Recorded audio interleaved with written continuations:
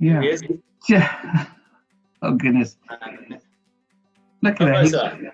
He's wearing orange. That's yeah. Hello, Lakers. Okay, yeah. This is in homage to you, Nnamdi. In homage to me, I used to be a Clippers fan because the Lakers were like the Man United of basketball.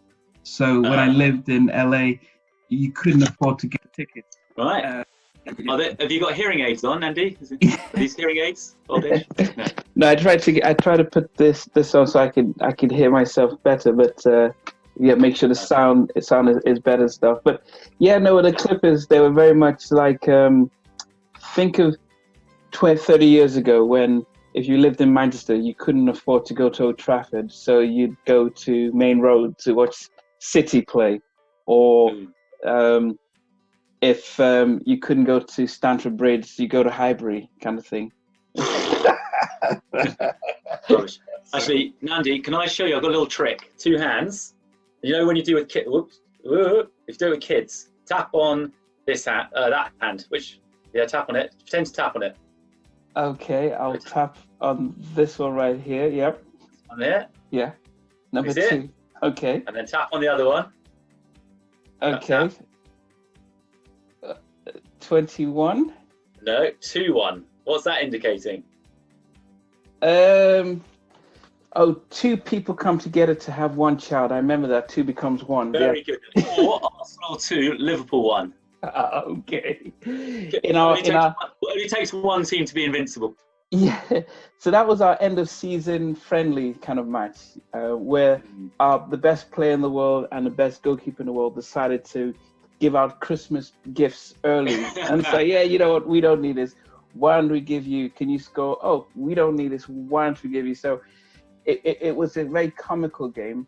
And so it was a charity match. It was very much a charity match, and despite that, you're still below Spurs, I would assume. Yeah, okay. We are, we're below Burnley, Sheffield United, Wolves, you name them, we're below. Yeah. But am I right in thinking that Liverpool now can't get the record? Is that right? I think over the last 2 seasons, yeah, when we think about getting records of getting over 100, I think what you realize is that it's not about as much as supporters. I mean, we'd won the league probably before lockdown, and we needed something to cheer. So when we lost the FA Cup, we lost to Atletico in the Champions League, it was almost as if, well, the season's about to end. We're going to win the cup, the league, and that's it. So we didn't have anything else other than the league, and we had expectations we would clean everything.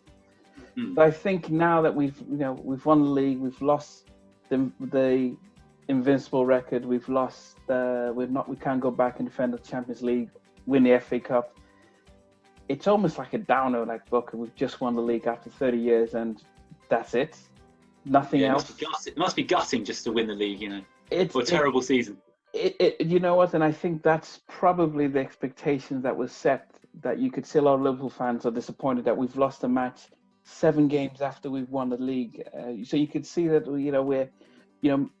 he probably could have put in kids and we would have been angry that we'd lost the match. So I think it shows when you have expectations, it's probably something that as an Arsenal supporter, you've kind of forgotten what that really means. So we I think, didn't we put our B team out?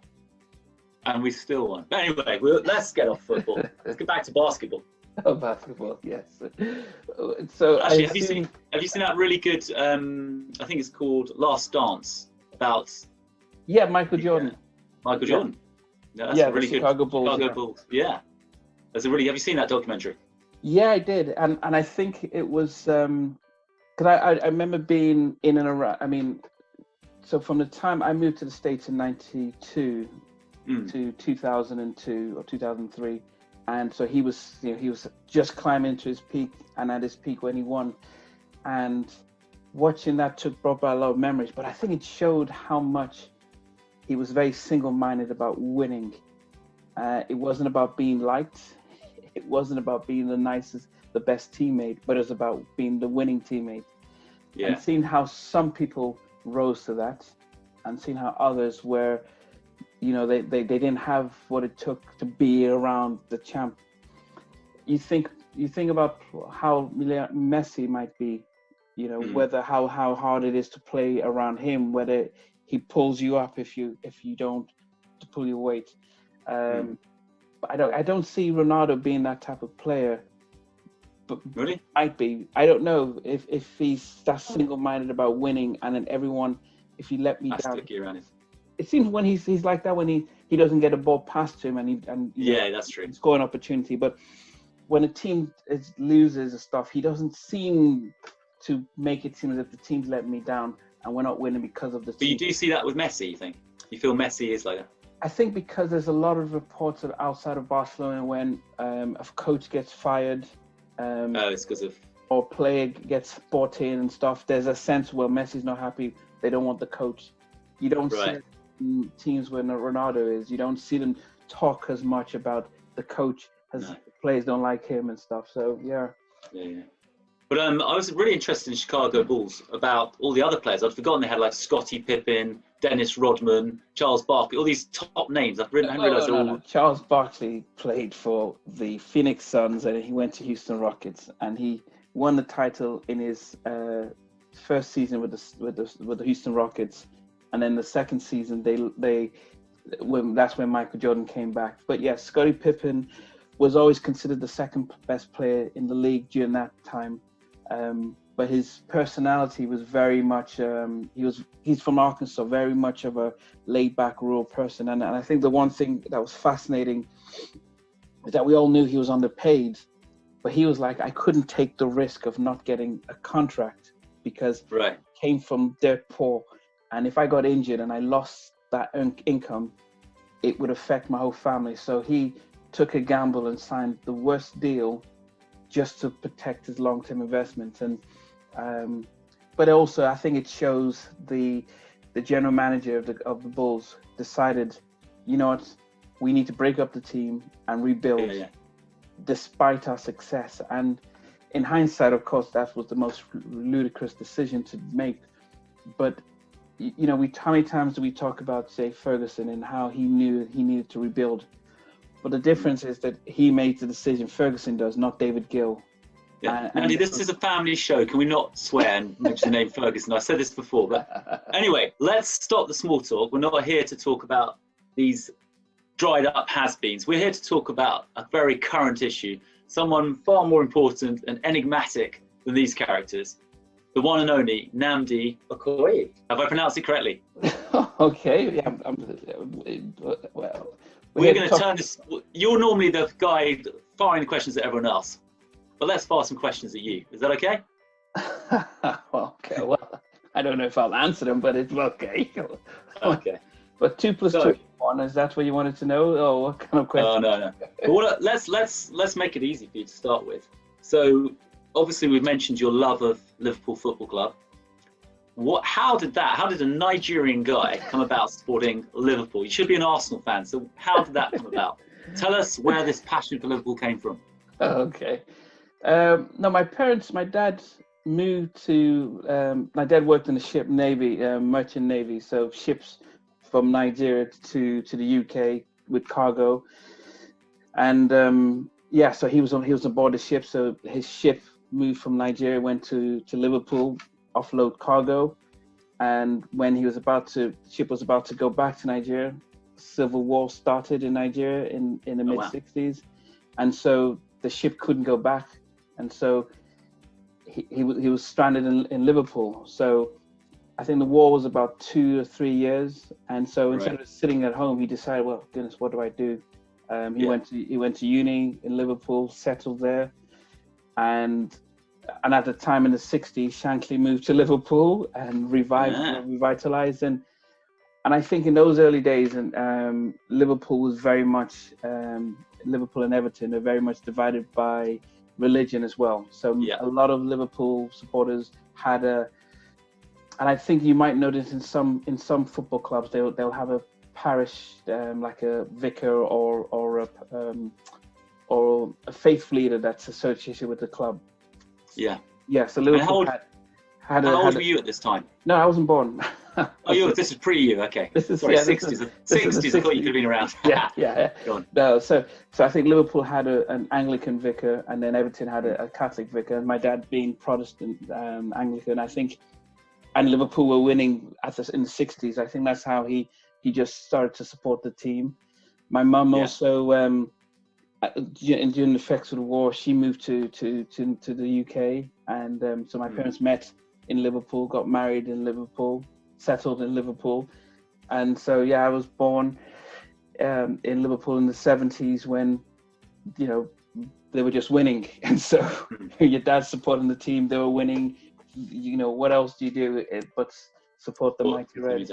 So, and where's your Liverpool accent? What's happened to that over the years? Yeah, so what you find out is as you get older and travel around the world that the Scouse accent isn't as it's very unique and it draws quite a lot of attention. And we moved to Nigeria in the 80s, and having an English accent was okay, but having a Scouse accent, I didn't realize how much it was detrimental to you. Yeah, so it seemed natural to me. I mean, think of Stephen Gerrard and Carragher, how they speak, and that's how I was. Because I grew up in a place. Can you do us an experiment? Read Life Stories Halftime Chat. Let's talk in a Scouse accent. No, it doesn't work. I'd be very interested to see you do the Scouse accent. I'll be interested if I could do it. No, I think the one thing would say my mum. But you almost have to be around little Scouse, and it becomes natural. But I think that was the first accent to disappear when I moved to Nigeria to go to secondary school when my whole family relocated to Nigeria, and I think I lost it there. Then I moved to America, so I think in between that the accent diluted. Okay, I'm gonna drag you a bit back because you're jumping ahead. Let's go back to this secondary school in Nigeria. Okay. And what was it like being in a secondary school in Nigeria? I don't know anything about education in Nigeria. So tell goodness. Me.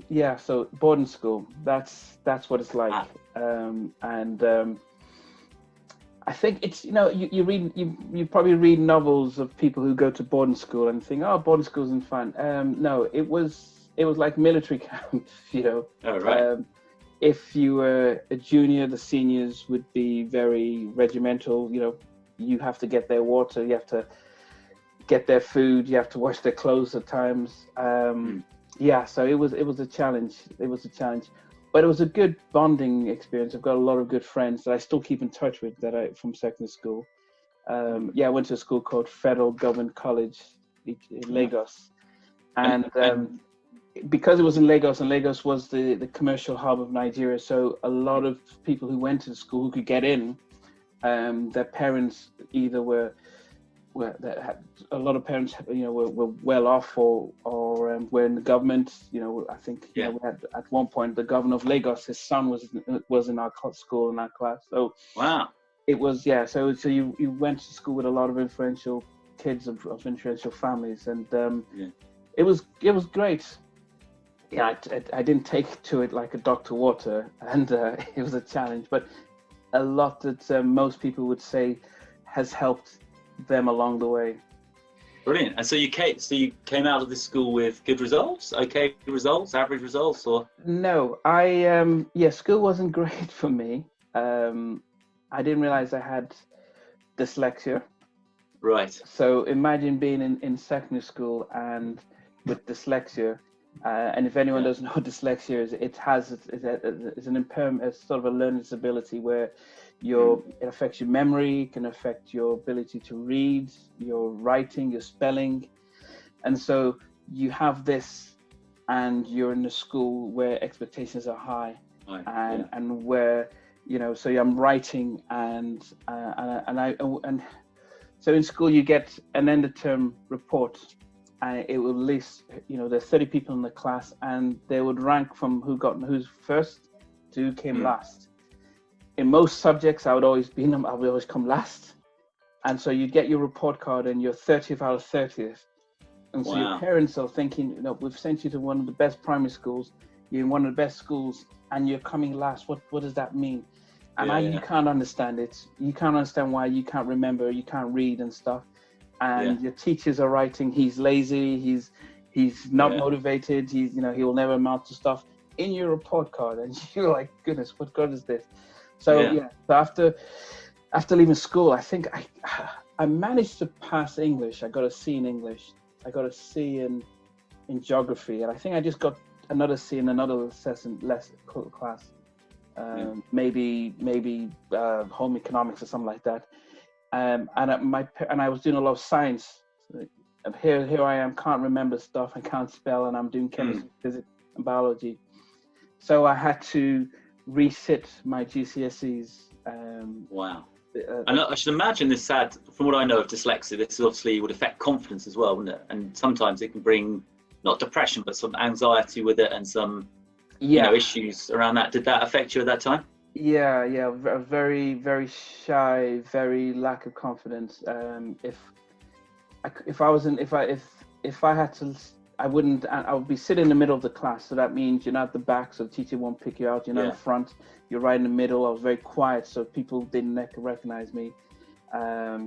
Is there such things as quiet Nigerian? I mean, I was probably one of the ones. I get surprised when people say they remember me from school anywhere, because that's how I felt, that I just had to hide myself. But it was just knowing that you're going to write the test and you're going to come last. It's without realizing that there was such a. I never knew what those dyslexias, and I think it was tough for my parents too, because they wondered. My younger brother was an A student. He was doing everything well, and then they look at my stuff and they're thinking, am I just playing around here, not taking stuff seriously?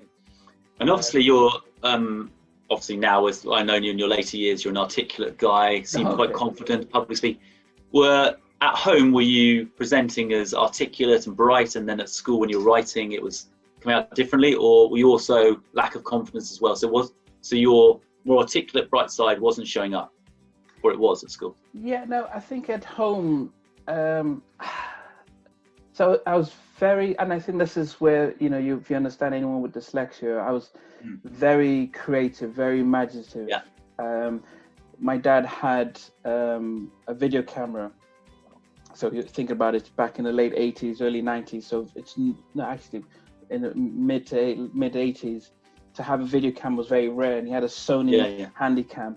And so I used to record, we go to a wedding or a party, and I'm there always recording, and I'm editing and doing the titles and stuff. And so everyone knew me as the guy who was always recording. And so I was always creative, very, I had 3 younger brothers, and always adventurous.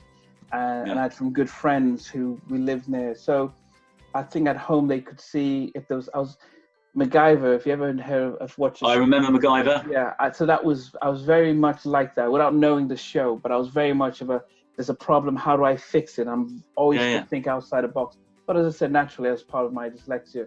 Yeah, which is a classic dyslexic trait, isn't it? To be able to problem solve, to think creatively and get round problems. So it's a massive strength. Yeah. So using your lovely word. So what we're going to do now, you tell me, when you jump from one thing to another, what's the media expression?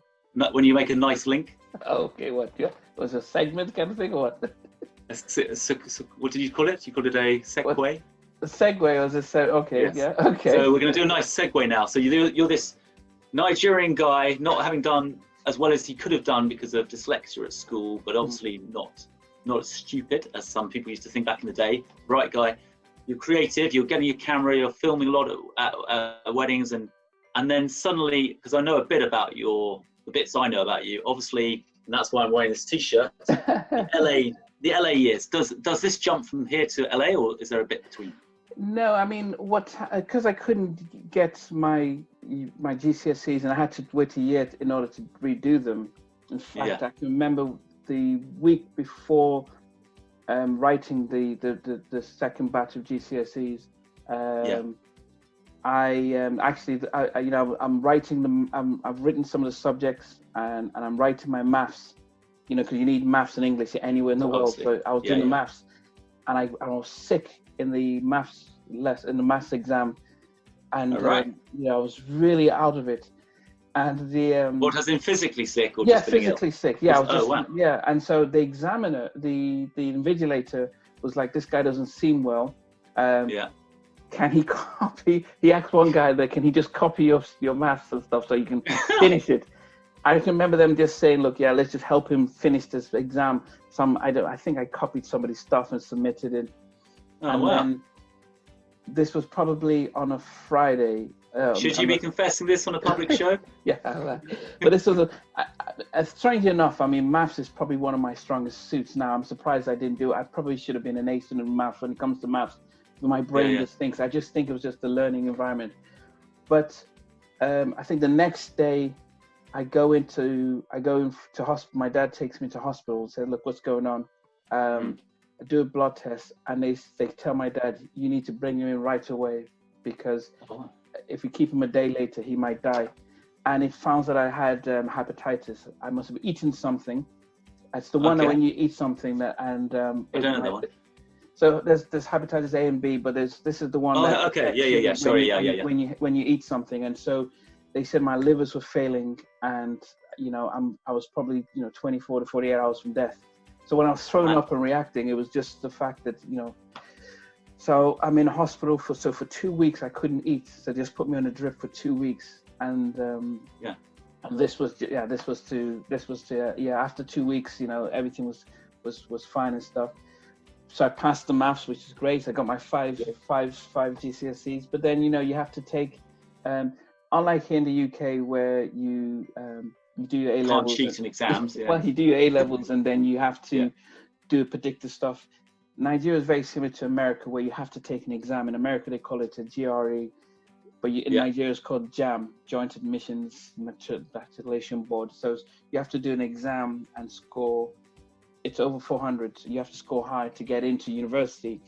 And so if you have dyslexia and you're not really good at reading and studying and you're taking an exam that you need to score high, well, the likelihood of passing was not there. So I've got my papers, my 5 papers, but couldn't get into a university. And so at the back of my mind is like, what could I do? I hadn't done well at all. Where everyone else was going to all some of the premier universities in Nigeria, I had to go to sort of a university in a rural state, and it wasn't even a university; it was a polytechnic in a state, and so it was a big. You could call it fall from grace. It was disappointing for my dad because my dad still has his report cards from primary school, so he was. And your brothers are going off. Your brothers going off. Brothers are going to premier universities, all doing well. Yeah. All the friends are doing that, and I'm shipped to a rural state. And what did you study there? What were you studying? I think I got an admission to do accounting. Ah. Naturally, wasn't my. I mean, as much as I love maths, accounting was no different. Yeah. But it was more like I needed to be in somewhere. But and also your creative juices would not be used necessarily in accountancy, would they? No. It was just an admission to get into somewhere. So the idea then was I remember my dad thinking, okay, if you do 2 years there, 2 years of a polytechnic was considered like a foundation year, so you can go into your first year into university. And there was a thought at that point was maybe you can come back to the UK. So I hadn't been back to the UK since we left in the mid 80s. So, secondary school. So I was thinking, okay, just do 2 years, get a good enough grade, and then we can maybe move you back to the UK so you can go to university. And I thought, that's a great idea. Change of environment might be helpful. Yeah. So I spent a year there, and very fortunate to be able to survive a year there. They had so many perils and ups and downs, but I managed to survive a year. And after the end of the first year, I get home, and my uncle, my mum's younger brother, who was very close to me and our family, spoke to my parents and said, he's got a very close friend and cousin who lives in the States. They're really close, very tight, and they were talking, and his friend, his cousin, has said, why don't you bring one of your kids and to stay with us and go to school? And so my cousins at that time, his oldest was a girl, and she was still in secondary school, and the other boys were still much younger. And my uncle just thought, my daughter's she's still in secondary school, but he considered me. He thought my sister's son, he was bright, intelligent young kid, but struggling to get around. And he suggested it to my folks. So I come home from a year, almost like going to. I was going to call a country. I don't want somebody to be offended in another country, but almost going to being in a really tough environment. And my dad says, "What do you think about going to America and going to school?" Now, I think it was almost like someone saying, "How would you like to go to the moon or something like that?" That's like America. That's Disneyland. Yeah, America. No one. I never thought in a million years I would ever be to America, and I was like, no, that doesn't make sense. And so that's how the opportunity came. And and I'm just going to stop you for a second because I'm picturing the movie Coming to America with Eddie Murphy, the Nigerian prince rocking up. I did use that. Getting in the hot tub with his assistant, Well, I do. I wasn't one, but minus the hot tub. But I did use that to network my way around. So then so we've got this guy, perhaps he's had this rough time out in the countryside, bit low maybe on confidence, and he's going across to America to stay with his cousins. Let's go from there. We're in America. So I moved to a place called Selma, Alabama. Okay. And people will say, well, I don't know Selma. Now, if you're in America, you might remember Selma is where Martin Luther King had a march, because in Alabama, the blacks couldn't vote, and so Selma was one of the places. So the mayor of Selma and the governor and the president, it was very much that was the battleground where they decided we need to sign the Civil Rights Act after the march in Selma. Wow. So I moved there in 92, and the mayor of Selma in 92 was the mayor back in 66 and 68, where the blacks could vote. So he was still mayor. Wow. So, how he got it, how he still stayed in, only God knows, all these years he was still mayor. So, wow. But I remember flying into America thinking that we flew into New York. It was hard. It was the first time I'd left the family. And I remember in the airport, I was able to see the whole family. Then my dad was able to go with me to as close to the boarding gate as possible. And I remember when I turned back and he had to go, it was the first time I felt I'm saying goodbye to the family. It was the hardest thing. And, get on a plane, arrive to New York, and in my head is America's paved with gold, land of opportunity. Land of opportunity. It was hard driving into New York and hearing, going over potholes and hearing the siren and thinking, this is no different from Lagos. It was, but moved to Alabama, and it felt like a fairy tale dream for the first couple of years, just living and just. Let's go back. How old are you at this stage? What age are you? Look, because 18 or so. 18, right, 19, okay. So quite young. Still young. 18, 19. First Thanksgiving, being in Atlanta and seeing just, if you watch Home Alone and all this stuff, and you're watching all these films, and then you see them having Thanksgiving and seeing the food and stuff, and I stayed with a very supportive and loving family that it helped that we have the same surname, so it was easy for people to say, oh, this is our son or our cousin and stuff. So it fitted in pretty well, and they'd embrace the American, because they're Nigerian, I assume, yeah. Yeah, but my uncle and auntie had been there. They both went to prestigious universities. My uncle was a surgeon, auntie was a professor. So the kids were born and raised there, so they were very much American and stuff. And so, so it was me who was looking and learning and stuff and adapting. So I want to get onto this. I'm thinking LL Cool J and all these top musicians. I know you have. So when does Nnamdi get into this music scene in America? How does that come about? When do you become this big fat cat producer and record guy? I think growing up in Nigeria, I was going to school in there. I started getting into the music a lot more as listening and being able to recognize producers or writers by listening to the song. Say, oh, this sounds familiar. So I started to know the producers. So if it's a Babyface, if it's a Teddy Riley or Jimmy Jam and Terry Lewis, because I could hear the similarities with their works across different artists. and so that became more of a hobby and a passion. And I think I heard about people like Puff Daddy. He was in university and he was able to get into the business, and he was the guy who just supported acts he supported acts in just becoming who they are. So in America, America's very different to any other place I've been to when it comes to university. They didn't diagnose, no one knew I had dyslexia, but it was almost like I'd moved to an environment where even if you had dyslexia, we work around that. I just felt I had different friends who were supportive in university. So in a way, I was able I probably could have been a first class if I had diagnosed with dyslexia. I would have graduated first class. That's how much education was so much easier in America. But I still had I wouldn't say anxiety, I was very shy. And I thought, how do I overcome this? Is by putting myself in front of it. So I joined the local radio station, the school radio station. I was a DJ. And so talking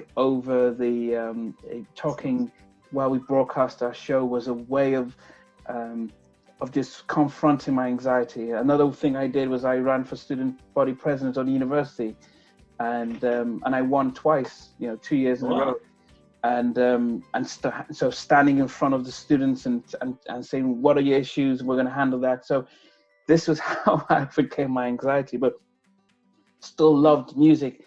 And I started to think, wouldn't it be great? And so I had no idea about wanting to get a career in music, but we had a career counselor who came to the school, and he talked about finding your passion in your career. And he says, imagine if you were if you loved being in a garden and you had a job working at a garden center. I mean, would that be work? So I just realized, well, I love music, so why don't I try and get a job working in that industry? And sorry, this is all types of music or a particular genre? No, so mainly at that point it was mainly R&B. Okay.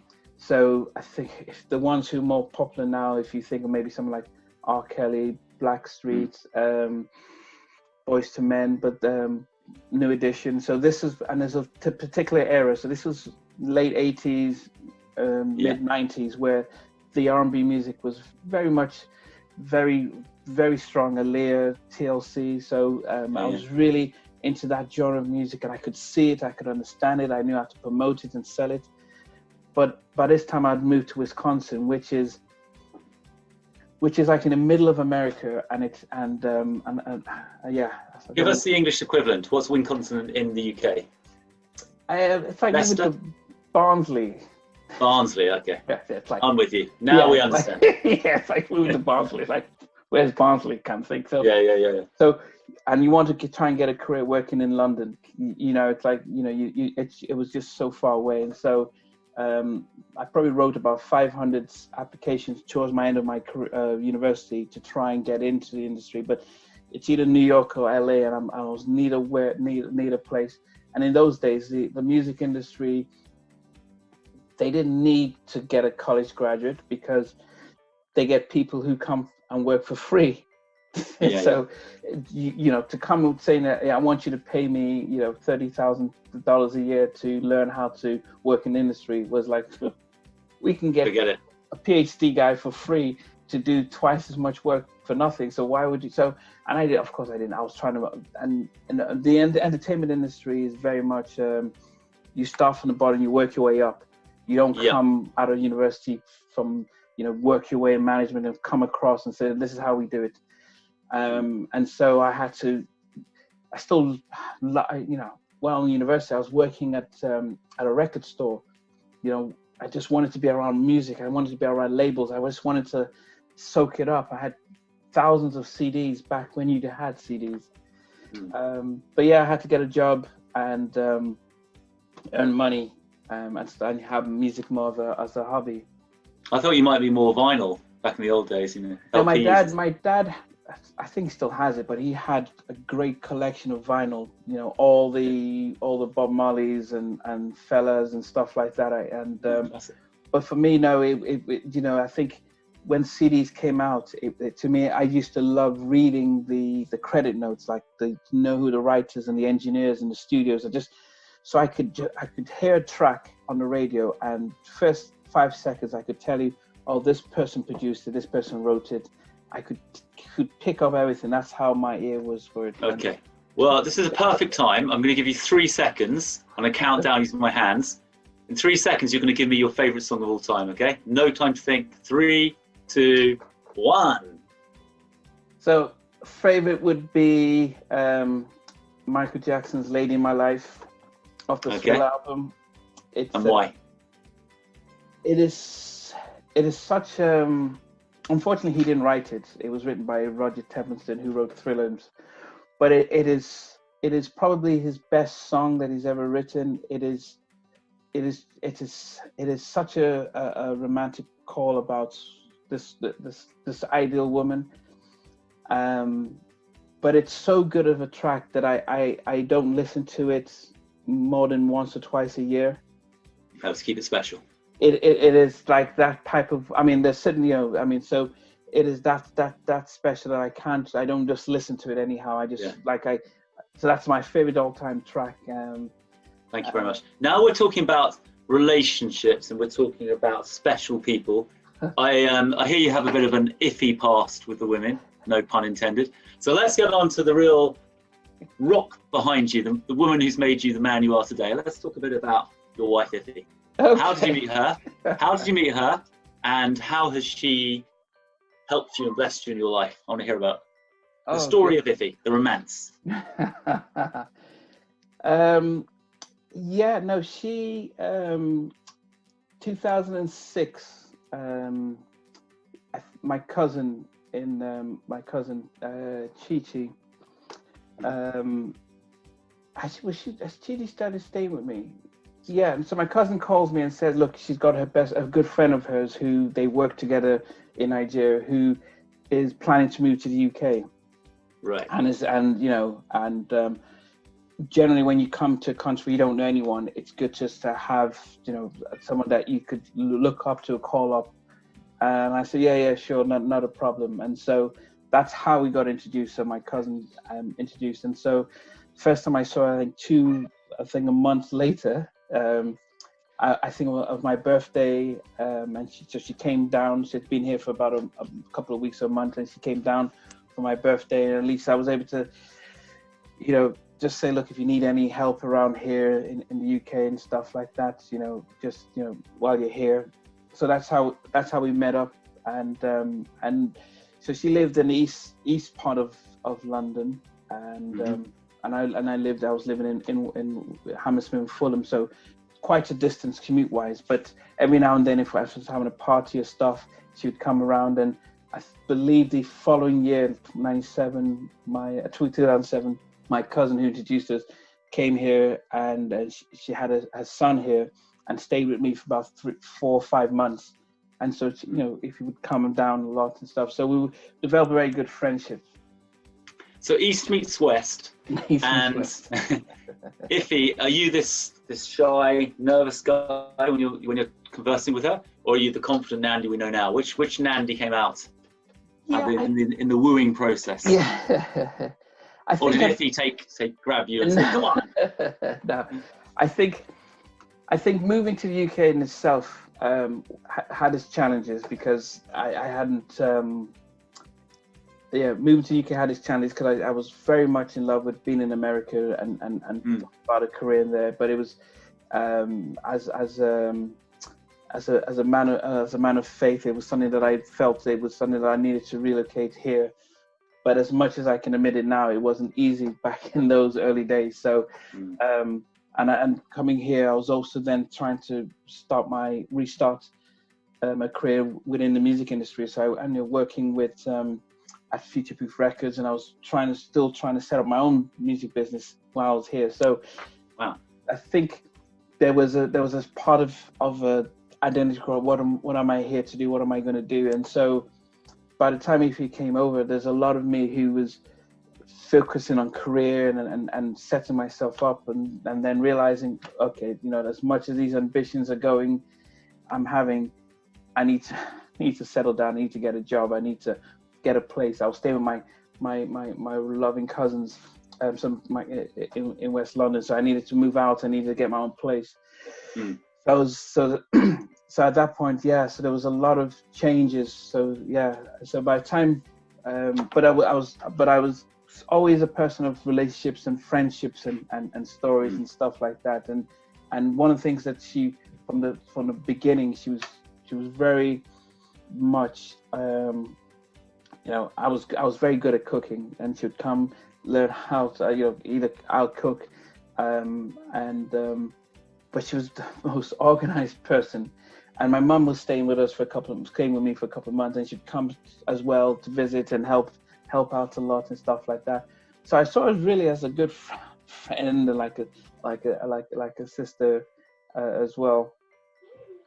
So when this friendship, when did it convert into a romantic, or did it just happen naturally and gradually? Yeah, no, I think. Come on, Andy, we want to know the lines you used. Come on, how did you win her over? No, I think for me, I think there was, there are times when you're not sure what you're looking for. There are times when you're focused on, you have a sense of, this is what I want to do, this is what I want to achieve, this is who I need and everything. And you put it together like, okay, this is the kind of person that what I need, and you don't know yourself as well, and you don't notice who's in front of you until you're like, wait a minute, everything that I keep thinking that I'm looking for and I'm looking is here, but what's when you're busy, you organize everything, and I think there's a time when the penny is, I think they said these are penny drops or the shoe drops, the penny drops, I think that's what it is, when it's like, wait a minute. And it's almost like one of these, I don't know if it's a Disney movie or one of these movies where you have the flashbacks and you start thinking about all those moments keep coming in and say, yes, this is the one. What am I thinking about all this time? And then you do you slow motion, you start running and stuff like that. And and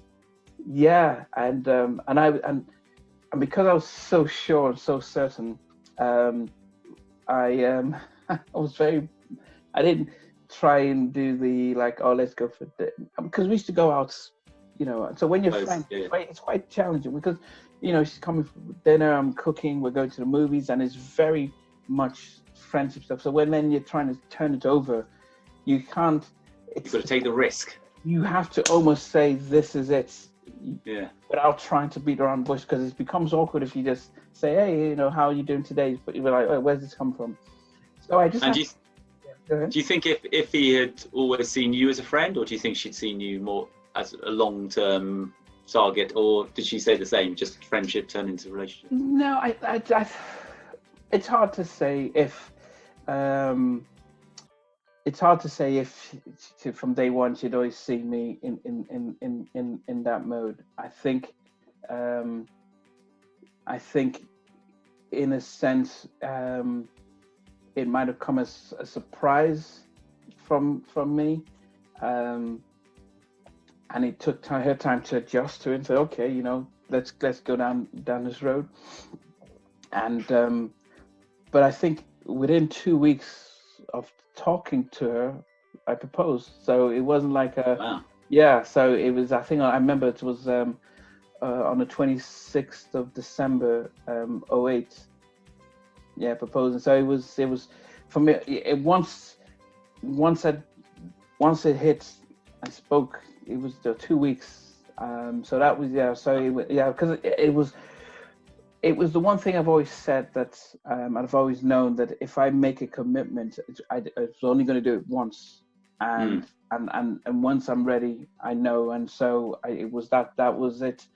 That was it. Yeah. So. Now you're a powerful orator, so I'm sure your salesman brought her in easily. But something I want to pick up on, earlier on you mentioned faith. You said your faith.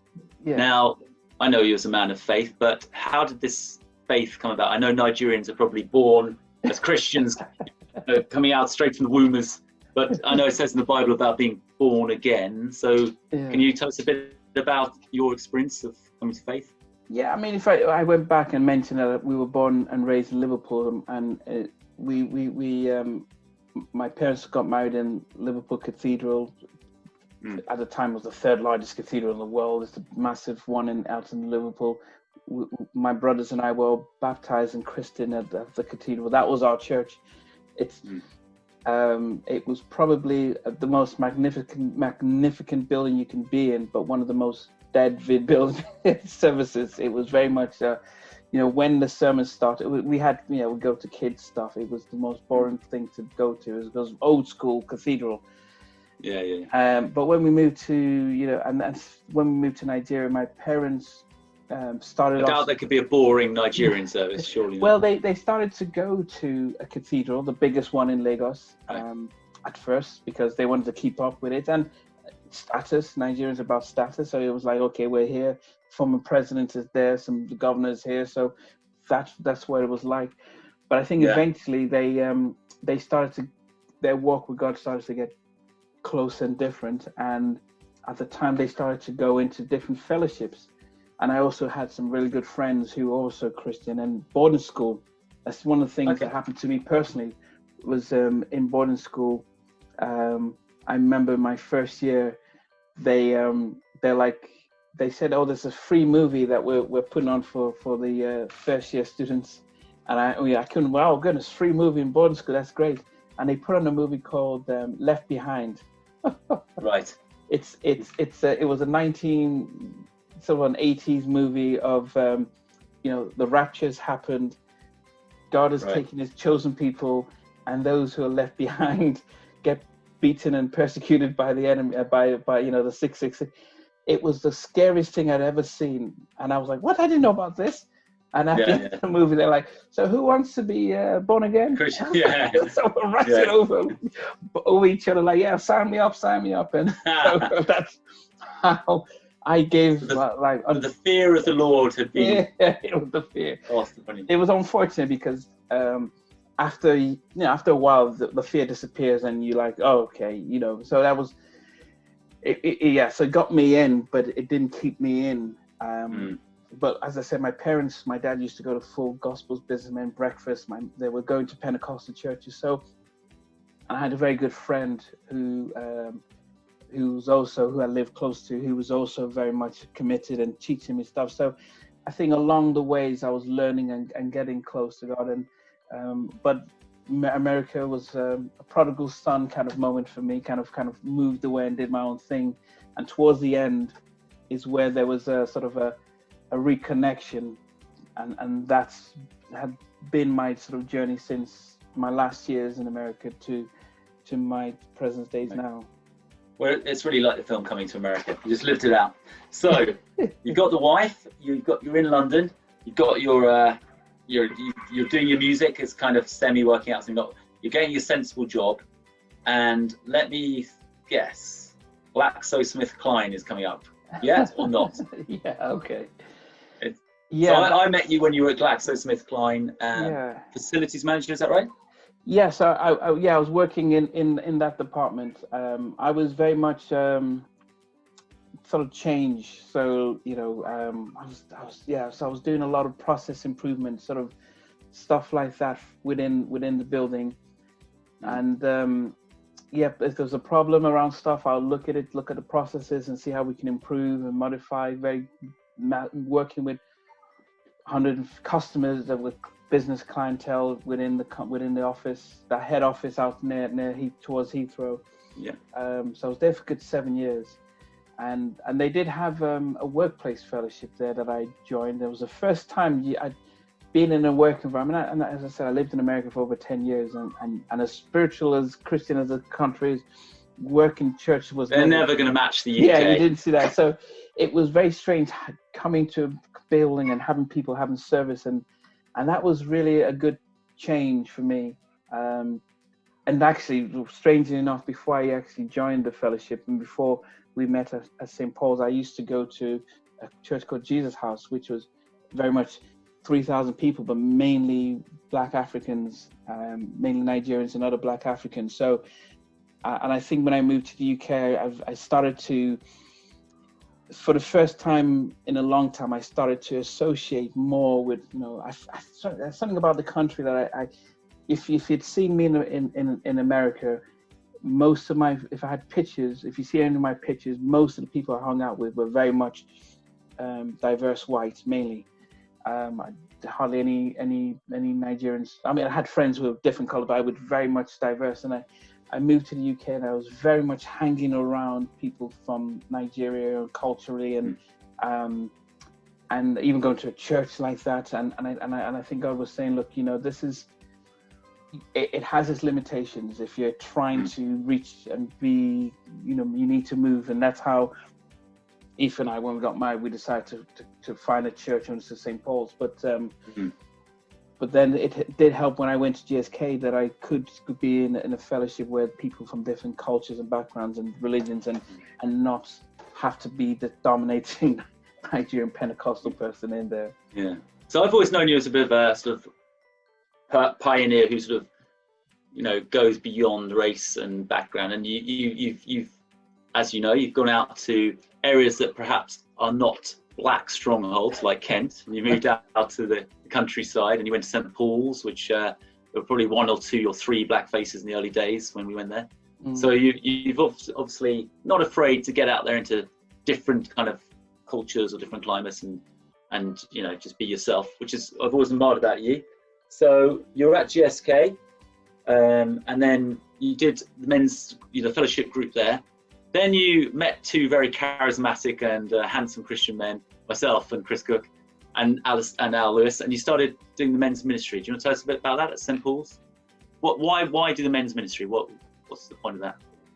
I think there was a part of me that I could feel that, and it's just strange because it's not, I don't have that burning now, but when I was there, I could feel that as much as, say, the lead, Simon Mail and the other pastoral staff, there was Mark Powley, there was Keir, there was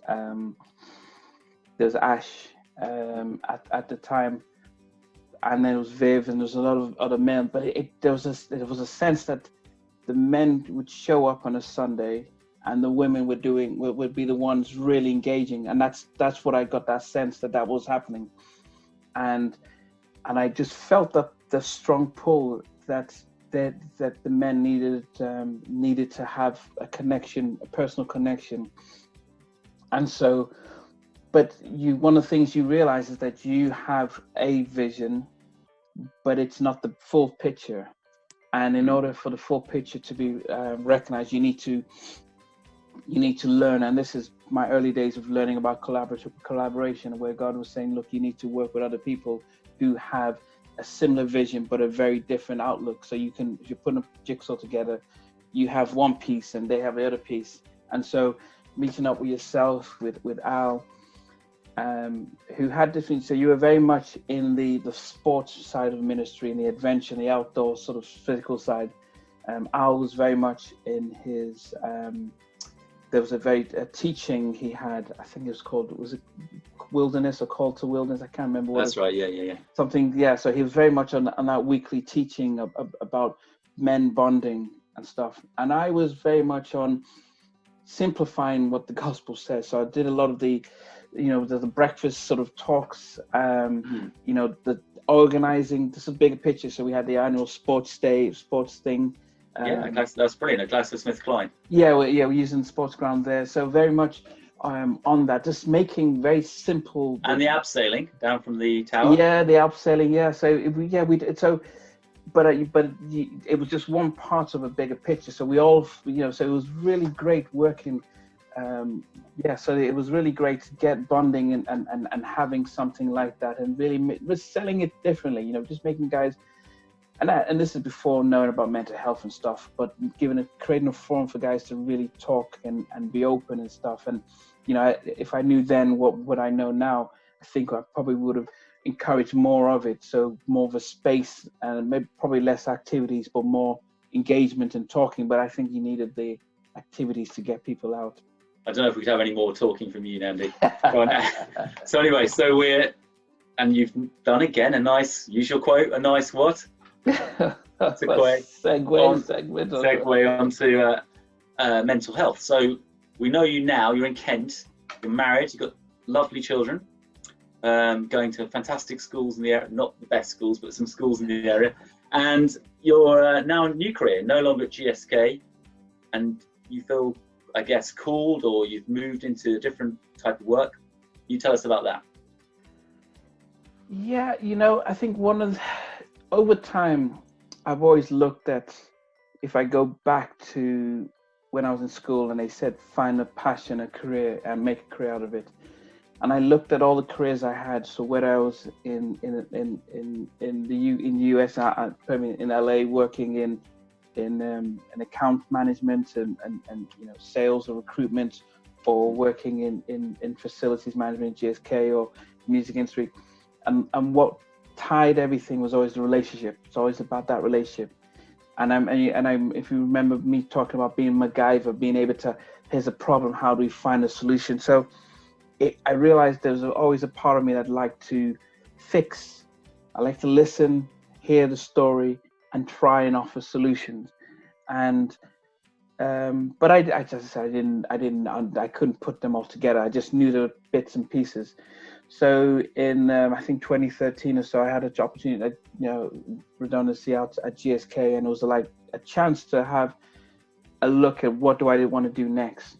And when Edward, my oldest son, was starting school, and so I had time off, so I took him to school, and first day in school, and I was at PTA, and I volunteered, and I became, I think, the class rep, along with someone we both know, Becky Drake, who our kids started to school at the same time. So I was like, wow, school, being part of that, and taking a lot of my work and stuff into organizing.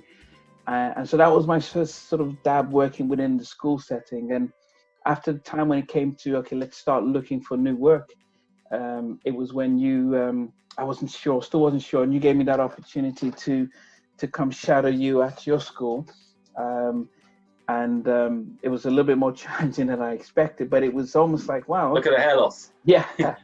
So this is where it's really started, just getting into school and working with kids and stuff. And I did some youth work before. So, and I think the more I got into it, working in different schools and moving around, I then decided to take a career, go back to do a master's in counseling.